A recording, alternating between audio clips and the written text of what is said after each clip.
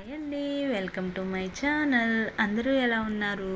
ఈరోజు ఒక ట్రెండింగ్ వీడియోతో మీ ముందుకు వచ్చేసా.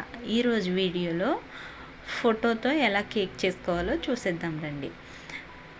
కేక్ని క్రమ్ కోట్ చేసి ఫ్రిడ్జ్లో పెట్టి చక్కగా ఫైనల్ కోటింగ్ ఇచ్చేసి తర్వాత మనకి నచ్చిన వాళ్ళ బర్త్డేస్కి కానీ లేదంటే యానివర్సరీ డేకి కానీ సర్ప్రైజ్ చేయడానికి ఇలా ప్లాన్ చేసుకుంటే భలే ఉంటుందండి. చూసిన వాళ్ళకి సర్ప్రైజింగ్గా మన చేతులతో మనం చేసిస్తాం కాబట్టి మనకే హ్యాపీగా అనిపిస్తుంది అన్నమాట.